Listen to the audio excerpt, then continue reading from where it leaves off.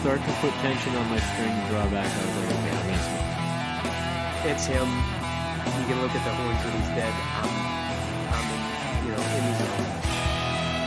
Let the arrow go is perfect.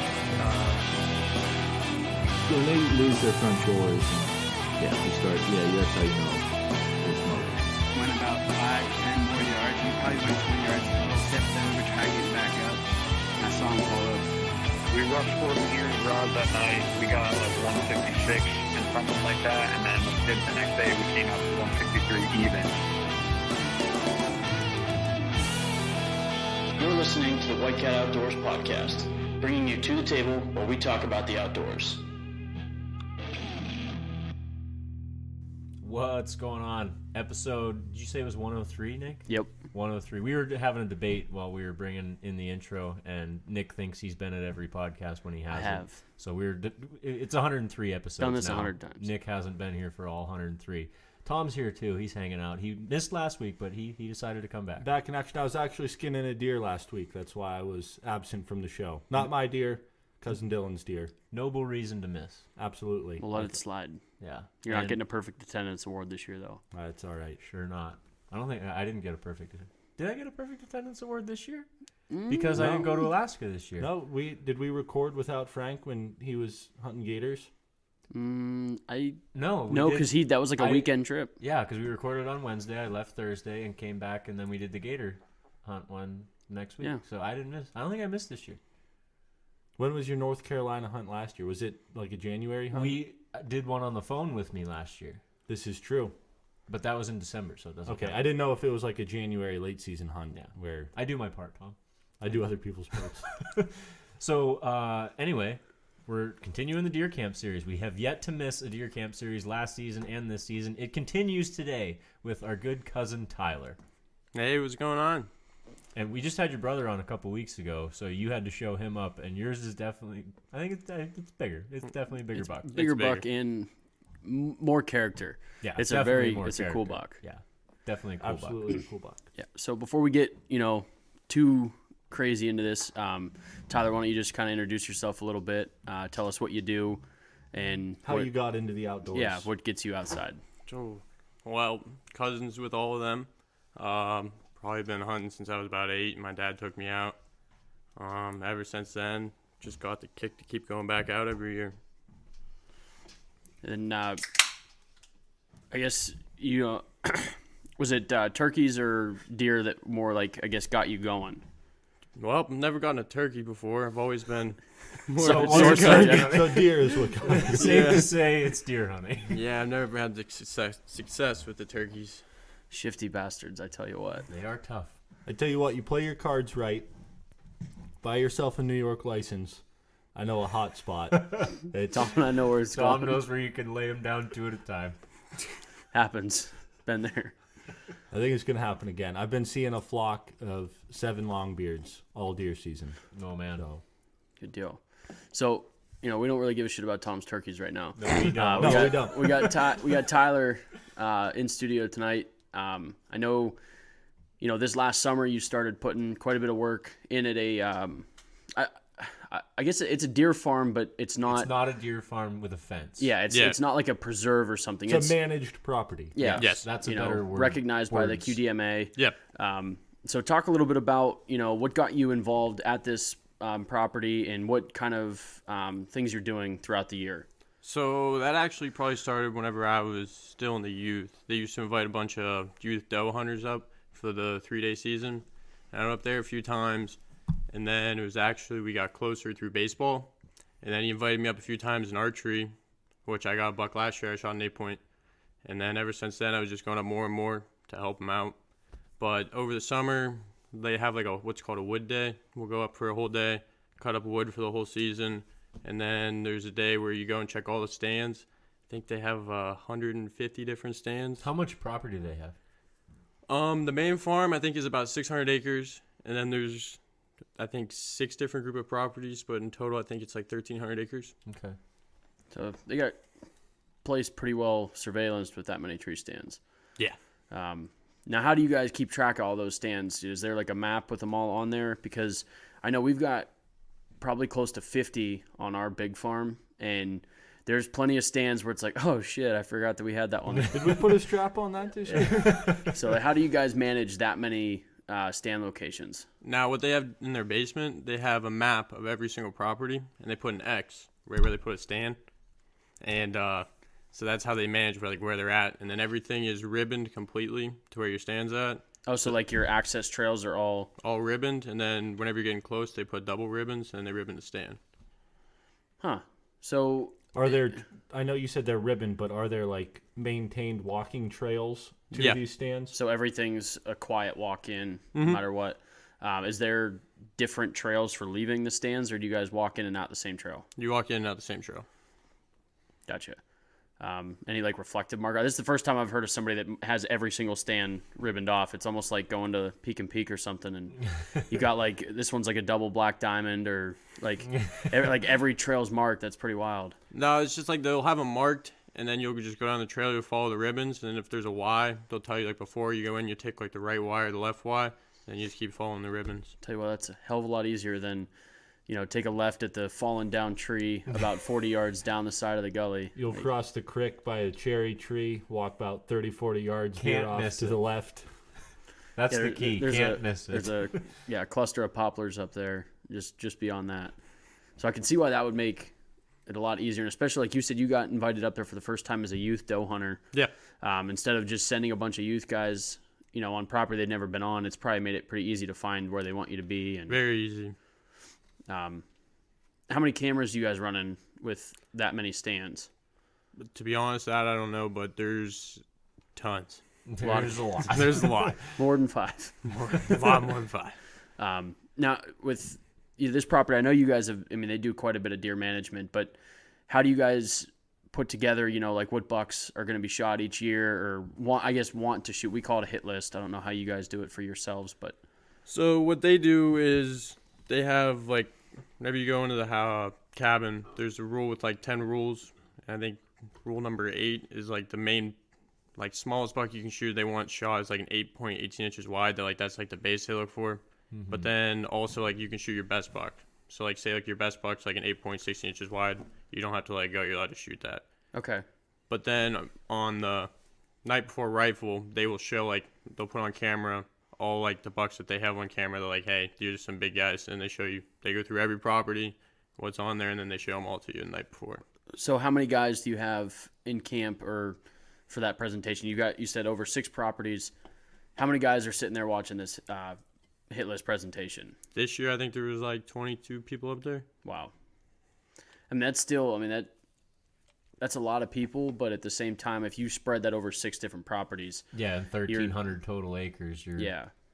But even, I think having 1,300 acres all in one chunk hunts smaller than if you break it up into 6 pieces. It definitely does. Because if you have 100 acres here, you can hunt 3 guys there, where if you have 200 acres, you can't necessarily put 6 guys in there. Yeah, exactly. Unless they're stretched out. Mm-hmm. So, I guess the buck that you got this year, where was he at in the lineup? To be honest, they thought he was already dead. Really? They thought a neighbor shot him because a neighbor shot one just like it with the horns coming out the middle. So they didn't even think he was still alive. Huh. Okay, so this buck was incognito, if you will. Yeah. Didn't have a target necessarily on him. Yeah, they had him in the beginning of the season. They had him on camera, and then they saw a neighbor shot one just like it, and they thought it was that one. Then they obviously never got another picture of your buck. Not that I know of, no. Gotcha. And they never had a picture of the neighbor's buck. So these 2 deer that looked very similar, one of them was going under the radar they didn't know about. Yeah, if he killed it, was it archery you said? That one I think was shot in archery, yeah. So he killed it in archery, and then he just stayed off the radar. The one that you ended up getting, they didn't know anything about. So what kind of hunting do you guys do at this farm? Because I know you guys do a lot deer of work hunting. with, It sounds like. Yes, with the food plots and crop fields, corn, beans, stuff like that. Are most of the stands overlooking a food source, or are there a lot of stands that are transition areas Swamps or or hardwood, bedding. swamp, stuff like that? Or is there a mix of everything? There's literally a mix of everything. Some properties, it's just a whole swamp. Other properties, there's a lot of food, cornfields, and then it literally just, you kind of pick where you want to go, what you want to hunt over. Do you get to kind of pick, or is there a seniority, I guess, to pick where you're at opening day, or? With 150 locations, it sounds like you could pretty much. kinda- if you had a top 3 you wanted to be at, you could probably be at one of them. Yeah, basically, yeah.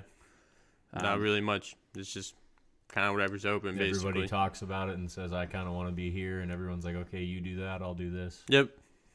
Good So deal. you got your buck on the second Saturday, correct? It wasn't an opening day buck? No, it was opening day. Oh, it was opening day? We haven't Yep. even. Oh, yeah, we did have the second Saturday because I forgot it started on a Saturday. Yeah. I'm still in the past, Tom. Yeah, We started on a Monday opener. So were you at camp the night before? Yeah. Okay, so start us there. You roll into camp the night before.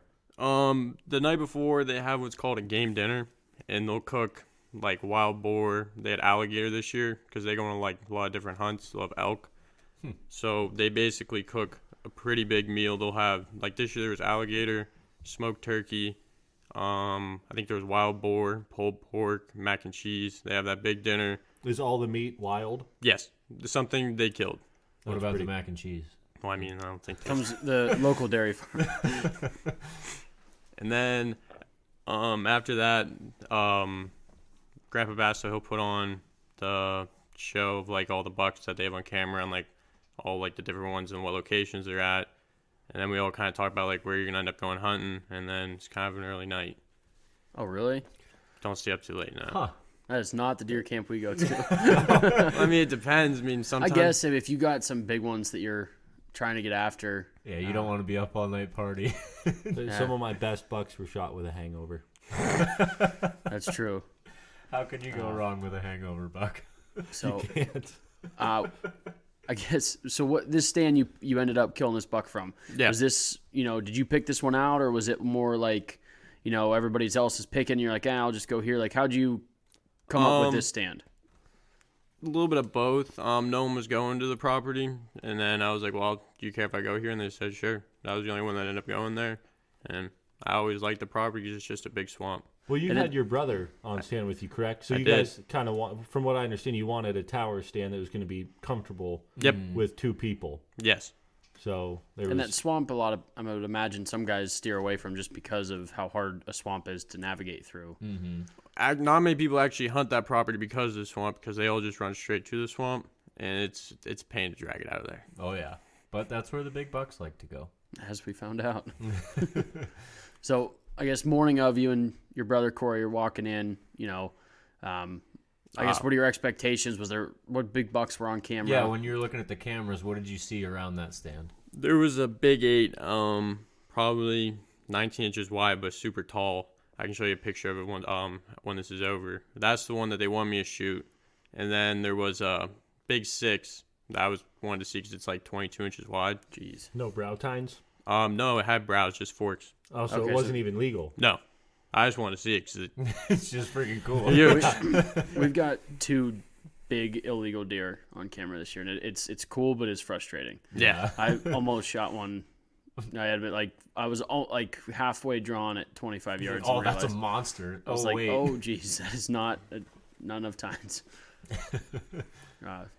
And then there's a few other 8s over there that were pretty good, 18 inches wide, 19 inches wide. So like that's what I was anticipating going in. And then we ended up getting on stand. I think we got on stand at 6, about an hour early. So we kind of just sat there for a while with like you said, we were in a shack. We sat there with the windows up. And then in front of you there was a cornfield, and on behind us is that big swamp. And they said most of the deer you're gonna see in the morning they bed across the swamp. Yeah. So it's like a pond, swamp, and then like a wood line. So you're sitting almost like that transition, Yeah. pretty much. And then probably about 8 o'clock, we saw our first deer. I saw some doe over there, that's why I took my brother. I was trying to get him a doe. I was like, hey, I mean, I don't know how you feel about that, but I mean, I guess you could shoot it. So as I was looking through there, you could see a buck coming out of the woods. I was like, hey, hold on, there's a buck coming. And it actually ended up being the one I shot. And we were looking at it for a while, but it was 265 yards away. So we're like, Through look, the swamp, it's tough to see. yeah, it's tough to see.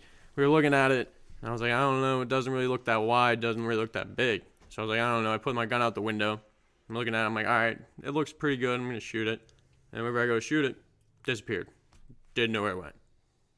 Just because it was walking back to the woods line, and I was like, well, that sucks. So then we were probably sitting there. How far away is he at that time?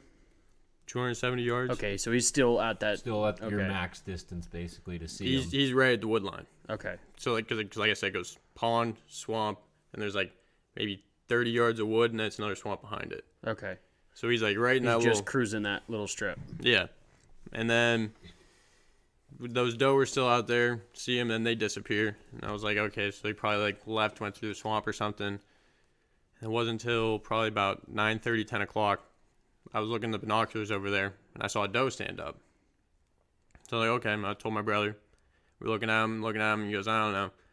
And then we're looking over there. I was like, hey, I think that buck just stood back up. He goes, what do you mean? I was like, I think I just saw it. So I gave him binoculars. And then he saw it, and then bet it right back down. And he goes, So they were laying there the whole time. yeah, but didn't know. And then we're looking at it, and he goes, I can see the horns in there. It's like tilting his head around and around. I was like, I don't see it. I don't know what you're looking at. Like, I have no idea what you're looking at. So then probably about 10:30, we look in the cornfield, and there was a button buck in the cornfield. So like my attention kind of turned to that, 'cause, you know, makes Just the day go. want something to look at. Yeah, it makes the day go by a lot faster when you're looking at something. So we're looking at that, and then probably about 11:30, the does start walking away. The one that you saw bedded where that Corey saw the buck. Yeah, Okay. they start walking the wood line away into like the woods, like because it goes swamp and then it's like woods over here. They're walking that way. I'm like, well, if he's gonna get up, he's gonna walk right with them because there's does. So watch them. They leave. I'm like, Corey, that buck's gone. I was like, you want to shoot it? You want to shoot a doe? Go for it. I was like, that buck's not there. He goes, no, I'm telling you, it's still there. I'm like, no, the does are leaving. He'd be leaving too. Mm-hmm. And then the does end up leaving, but it's like they're coming this way. You can see there was 2 other bucks coming, but they weren't like big. They were probably like, it was like a fork, like it's probably a 6, and then another little buck really couldn't tell it that far. I was like, well, they're walking that way. And then again, I was like, oh, can't shoot those. So my attention went back to the cornfield. Mm-hmm. Now there's 2 more button bucks in the field. So now we're looking at 3 deer, and it's more interesting. Then probably about 12:30, I just happened to look over there, and he's standing right in the middle of the swamp. I was like, okay. So I put my gun out the window. And So how far is middle of the swamp for you? 250 yards? Okay, so he hasn't moved far. No, 25 Okay. yards. He came Okay. out, went right there, looked like he was feeding. And he came out. I was like, I'm going to shoot him. So I shot him. And he got up on his hind legs, like he was like standing. Corey goes, oh, he's going to go right down. Stood there, sitting there. 5 minutes go by probably. Looking at him, he just hasn't done anything. Corey goes, why do you want to shoot him again? Yeah. My next question was, how come you haven't shot him a second Yeah, time? how did He's you staying- look at him for 5 minutes and not shoot again? Thought he was going to pile up right there. Yeah, I thought he was about to drop. I was like, I don't shoot. And I don't stop until they're dead. I was like, he's not going anywhere. He's about to drop. So I shoot. Any second now. I shoot again. I miss. I'm like, well, that's not good. I was like, what if I can't hit him again? I was like, he's out there pretty far. And I shoot again, and he jumps up and he starts running to the wood line. And I was like, oh, he's So gonna... you hit him. You're thinking you hit him again? Yeah, I hit him. I was guessing because he jumped and then ran to the wood line. So I was like, oh, I hit him. And I watched him bed down. I could see his head, just his head. I was looking at him for probably like 10 minutes. Hasn't moved. I was like, oh, Corey, he's about to die. And as that happened, those doe were still sitting there. And that bigger one actually came through the corn. I was like, Corey, if you want to shoot that, you can. And he goes, okay. He's thinking about it. He goes, it doesn't look that big. I was like, all right. And I just happened to look over, and he's running through the woods again. I was like, what's going on? He doesn't have the urge to die. So I was like, Corey, we got to get over there. He goes, well, if you kick him back up. I was like, well, I kind of can't shoot him now. He's in the wood line. I mean, I want to see if like he's dead. I want to get over there. He goes, all right. So it takes probably about 15, 20 minutes to walk through the swamp, get over there. And then he gets back up again and starts running. So you bumped him when you got over there? Oh, I bumped him. I bumped him. And then I saw him going, so I was like, Now the goose chase starts. oh, and that is when that happens. So then my brother's looking there, and I just start going after him. I was like, he's not going far. He was limping. He really couldn't put much pressure on it. So I probably chased him for about 300 yards, 400 yards. As you say, in the picture your dad sent me, you looked pretty sweaty. Yeah. Looked like he just finished up his mile run at gym class In 4th grade. Yeah. Yeah, it was a little far. And then I finally get up on him. So you're running after this deer for 300-400 yards. I mean, how often are you getting your eyes on this deer? I saw him once in between there. Okay, so you're just heading in that direction, but I was following the blood trail. there was a Jesus. My God. Nice, Nick. So you're I'm talking with my hands. Must be Italian. I'm getting excited. I love these. So you see him one time, but you are following a blood trail. So Yeah, there's a good blood trail. I mean, I don't know how he about just kept going. any beds or He bedded down. My brother said where I originally shot Yeah. him, and then his bed from the morning my brother found, he said there was no snow in it because there was probably like 6 inches of snow on the ground. So he just, like I said, bedding there all morning. But no, I didn't find any beds. okay. I didn't know if like you were kicking him like while you're running this deer down at like 300-400 yards in, if he's trying to lay down at all. No, I was just following the blood trail, and then I came over like I said, it's so thick in there. It was just like red brush. Mm-hmm. You're going through trees, and I look over, and he's laying right there, and he starts looking How at me. far? I was probably this point 10 yards away from Oh him. Jesus, you're like right on him. Yeah. And then he's looking at me. He stood up. And I was like, oh. He's standing. Well, no, he was bedding at that point. And But then he his stood head's back up, up to okay. go. Well, Oh, then he okay. saw me. He stood back up to go. I was like, So No I shot way. him. And then he dropped right there. And then the first call, I called my brother. I was like, hey, you got to get over here. I was like, this thing's pretty big. And probably sitting there for 15 to 20 minutes. I didn't realize how far in I went. And then I finally see him. I go, dude, you got to look at this. I'm like, this is coming out the middle. There's like a friggin' buck over here. Oh, there's a buck. There's a bug over here. But then at that point, it hit me about the drag. That was not fun. You look around, you're like, Well, so your 300-yard run, that was back towards the truck, of course, right? No. almost never is. Into the middle of the swamp. Nice. Yeah. So then, get Makes there. the story better though. Yeah. I want to know what was going through your mind. You're running after basically like speed trailing this deer. Fast tracking. Yeah. So what's going through your mind? Like what's keeping you trying to chase him down instead of, giving him an hour? Like I just want to try and figure out what was going through your head. I had good blood. It was nice and red, and I was like, you can't go much farther. So I figured I'll just keep going. I mean, it's rifle. I mean, Yeah, if you see him, odds are you'll be able to get a poke at him. Yeah. Put Okay. him down. it's not like archery where you just let him lie for a little bit. Yeah, because I mean, not the we inertia did going this. through We it. did the same thing with my dad's buck the week before that. So like, I get it. Was just curious on I was where already your mindset was, because we played through in our heads. We're like, do we wait? Do we go after it? And ultimately we decided to do the same. I figured I was already in the swamp. Might as well keep Yeah. going. Exactly. No sense in going back.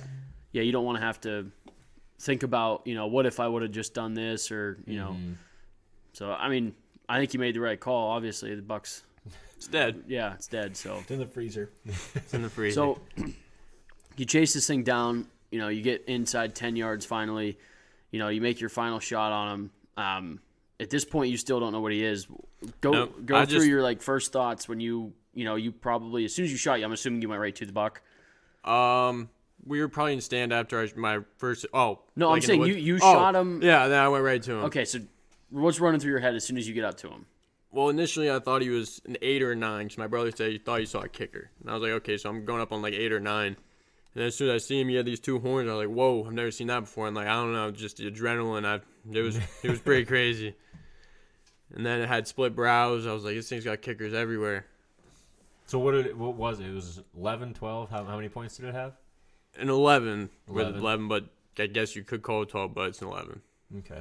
Yeah, there's probably one point that you could argue, but Iffy. I remember we were up at the garage, 11 points. There's not a single Pope and Young, Boone and Crockett, 11 point. 11 points, 100% you couldn't debate. The 12th, you could hang a ring on it, but It's one of those. Yeah, you could hang the ring, but probably if it went to get officially scored, Probably wouldn't count.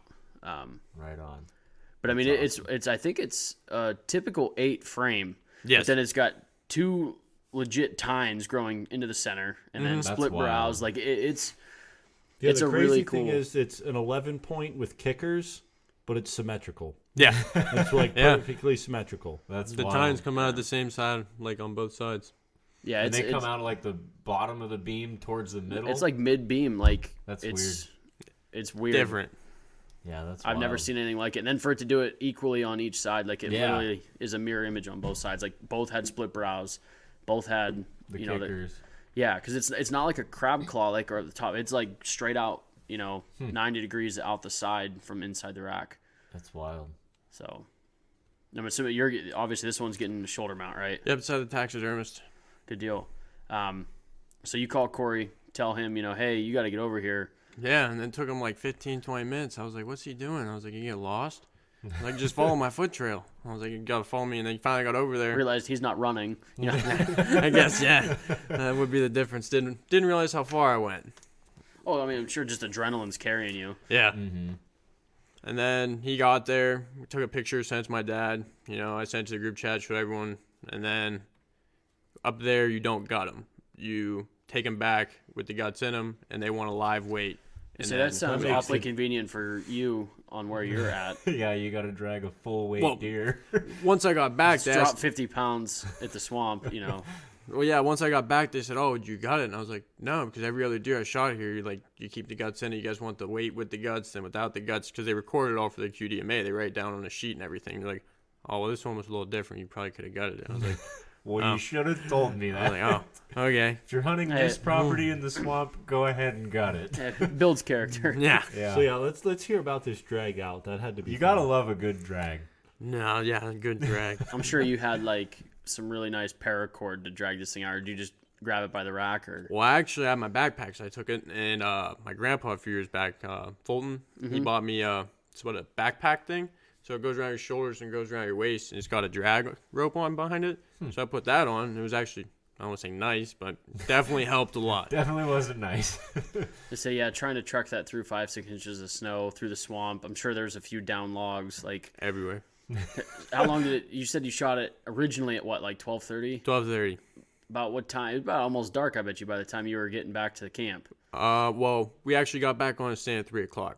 That was when we got out of the woods. Oh, so you sat for the evening? Yeah, we were trying to get Corey a doe again. Okay. So it took you about 2.5 hours or so to get it out of the woods. Yeah. Which that's a heck of a drag. Yeah, that's definitely a good drag. Well, it didn't help because so at the beginning, I hook it all up, got the picture sent out, and then we start dragging, and Corey goes, "Oh, it looks like there's an opening." I was like, "Well, there's a big field that runs right across the property." I was like, "It's probably the field." So he starts walking that way. I'm following him, and then he turns around and goes, "That's not a field." I was like, "Oh." Oops. He goes, "We should probably just go back the way we came." I was like, "Oh, okay." Like, great. Did he help you drag it all, or did you wear the backpack dragger the whole time? He helped drag the last 100 yards. Attaboy. Yeah. Hey, I The mean, you home gotta, stretch. Yeah, home stretch. yeah, you gotta embrace that yourself. But he though. was carrying 2 guns, my book bag, my coat. Okay, so he's helping you. Oh, he was carrying He everything. did a little. Yeah. So were you warm enough just dragging the deer? Didn't really need a coat. That was in my long sleeve. It I was, bet. And still sweating like a Yeah. bugger. yeah. So yeah, your picture looked like you run a marathon before that picture. It only got better as it went on. And then we were dragging it out, like I said, and there was times I just fell over and I was laying on the ground. I was like, we're going to take a break here. We're gonna cool off a minute. Yeah. Yeah, you have to. I mean, with a drag like that, I mean, we've done a few out of the swamp in Climber, and it sucks. You know, we haven't had to go that far. The one my dad shot last week, I think it was the second day. We just had him on the podcast. That was, way back in the middle of the square that just got logged, so it was nothing but tops we had to drag this thing through. Like you said, is there a fallen log? Yeah, it was like every nothing 5 but feet. fallen logs. So that drag, I'm sure, was not fun. Well, your dad actually trapped beaver there last year. Oh, did he? Yeah, so he knew exactly where I shot, and he goes, "Yeah, it was real fun to walk through there, and I didn't have a deer." I was like, "Yeah, He was try." just carrying a beaver on I his was like, back. "Try with a deer." It's a really big beaver. Yeah, very big. We've killed a couple beavers that we drug out instead of put on my back. Wouldn't fit in the trapping basket. Yeah, we had a couple that were 60 plus that were like, yeah, that's not going to get put in a backpack. But Like the worst drag of all time that I've been on was Frank shot the squirrely buck up in Climber. Yeah, that was worse than getting Johns out of the gully. Yeah, because John's was tough for about 100 yards, and we got it to a trail and was able to. Get it? Yeah. Frank shot his right at the edge of the swamp. And it wasn't like a ridiculous. It was probably 3, maybe 400 yards. Probably 400 yards. Yeah, because it was probably 100 yards to the field and then Yeah, but three it across. was. But it was like we had probably over a foot of snow, and it was like 40 degrees outside. So it was really good snowball snow. It was like really sticky, and it was slightly uphill the entire way. And the first 100 yards of it was over logs and through shit, and it was. Yeah, it was a just good not time. really gliding nice across the top of that wet snow. It was Yeah. just that sucked. Mm-hmm. So were you the biggest buck in camp for opening weekend, or what was the report for the rest of the guys?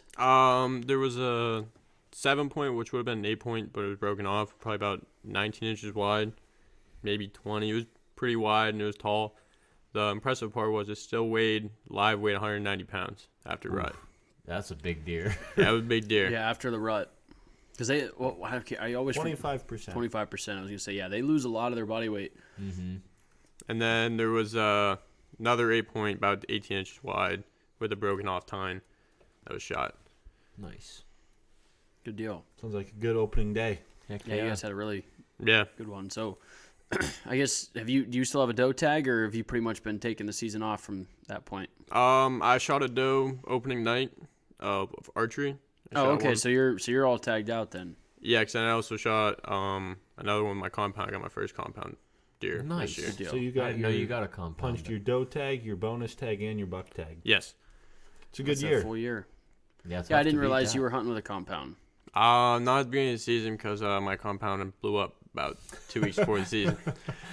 You love Hey, to but I see mean, it. you stuck with it, and once it got fixed, you got after it. All right, so now that you've done both, what do you compare the two, your crossbow to your compound? Do you realize what you've been missing out on? Well, it depends. I mean, because I He had a also blow up in his hand, so Yeah. probably not missing much. missed a doe too in archery, so 50-50. It's a love-hate relationship. If you take Yeah. your compound out and you have a big bucket 40 yards, you You're like, might be wishing you brought the crossbow. Well, that's just. I mean, it happened all this year, depends Tom. on what you want to do to yourself. Obviously, a crossbow is going to be an easier option, but it's all depending on what you're out there for. I know Frank and I both prefer the added challenge that the compound brings. Definitely brings the one. Yeah. I mean, it's a crossbow. At least in my opinion, it makes it like a 40-yard rifle. You don't have to worry about getting drawn back. Or And I can hand you, if I have a crossbow, I can give you mine and you can shoot it. yeah. I can't give you my compound and you can. You Yeah, can't and I shoot say that it like pretty much makes it like 40-yard rifle, where you can, as long as they're in that range, it's not nearly as difficult to draw back. I mean, my dad even this year had a really, really good buck come within 10 yards of him, and he couldn't get a shot with his bow. Yeah. He was at full draw and couldn't get a shot. Yeah. Like it adds something totally different. I just didn't know, this being your first compound, what it felt like for you. It was pretty cool because it was at 5 yards, so it was kind of different. That's a tough shot. Yeah, it was It's a right very underneath tough me, yeah. shot. And then the stand's probably 25, 27 feet in the air. So it was an old climber that my dad, not climber, an old lock on my dad put on. And it just kind of grew up with the tree. So it's up there too. So it was literally just straight down. Yeah, that's a way tougher shot than most people realize. They think the closer the better, but really it's like 15 to 20 is ideal, and then you start getting inside 15 and it starts gets to get tough. it starts to get tougher and tougher and tougher. And 5 yards, I mean, You're basically if you straight look at down. if you look at a deer's vitals from up top, it's small it's window. difficult because Yeah. one lunging him isn't going to kill it. You not necessarily. I mean, you've almost got to clip something else on top of one lung, whether And it's with that angle, you got to hit the top of your front lung, and hope you get The bottom of your his other. or lung. sever an artery on the heart or a I hit the liver spine. spine. Okay, Yeah. I mean That Frank and I have We've all both. been there. Frank and I have both done those inside 10-yard shots and hit spines too. Well, I actually hit the spine on all 3 of my deer this year, so. You don't like to track very far, huh? Nah. Other than that one. So I remember The last shot was the spine. He wasn't going anywhere. but I know Should have Frank made that the first one. Frank got one just below him that he hit the spine. I mean, but you're it's like a huge branch running through your vitals. I mean, it's you really there's coming down on there. It's tough to miss the spine if you're trying to hit your vitals. No, because you Yeah. also can't put your 20-yard pin right on it 'cause you'll shoot right over top of it. Yeah. Exactly. And you got to hug that spine because the one that I did, it was about probably 5 yards. Yeah. And you need to hug that spine if you think you're going to hit both lungs at that distance. So it's a small margin for You're error. looking at the top of it. Yeah, exactly. Mine was walking away from me, like dead away at like 7 yards or something. I hit it right in the spine, and it's tough. Mine Doesn't was get- 7 yards, went right under the spine, smoked both lungs. No big deal. Tom just knows what he's doing. Yeah, better but then than you had to everyone track. else. Yeah, that's true. Yeah, all three of us. Frank, you were there. I knew it was I dead was right there. there. I was there. That was good. But anything else? You doing any? Do you have any more bonus tags or? No, I'm out. I'm all tagged out now. So you get to walk around and push for your brother and your dad. Well, Corey's already got his Corey, buck too. yeah, Oh Corey. yeah, we just He's had done. Yeah, so you got to start getting on your dad. Oh, he shot a buck tonight, so he's only got a doe tag left. Whoa. Yeah. I might be able to pull some strings, get him on the podcast. I Get didn't the know whole that family happened. on. Yeah, and that's what I was doing right before I came over. Old family affair, I guess, up on the hill. Yeah. His is the smallest, so. Oh He man, did throwing not win the throwing season. shade already. Man, hide's not even off. No, that's what we're doing after this. Good deal. I might have to swing by on the way through. Yeah, it's your Friday night, huh? It is Saturday night for me. It's a Still a giant. party night. I'll have to bring beer this time, so I drank your dad out last time. I like drinking Uncle Mark's beer. Tastes better, doesn't it? Tough to Way go better. wrong. He's got like 3 cases in the fridge right now. No, then I'm not bringing shit. I might have like one Busch Light rolling around in the back seat. Yeah, bring that. I brought beer. Who wants a sip? Camo cans. Good deal. Well, I appreciate you jumping on here, Tyler. Yeah, congratulations on a nice that's- buck. Thank you. A unique one. You know, I don't know. It'd be tough to say you'll get another one like that anytime soon. Yeah. Like a funky symmetrical buck is really tough to come by. Yeah. You know, whether it's drop tines or kickers or whatever, you know, to get one that's funky like that, but also symmetrical is really a neat. It's different. It's a good looking buck and it'll look great on the wall. Yeah. You already got a spot picked out for it? No, because we're still waiting on last year's to come back from the taxidermist. Oh, you got last year's mounted too? So you Yeah. gotta find a spot for 2 of them. Yeah, they're both still there. Jeez.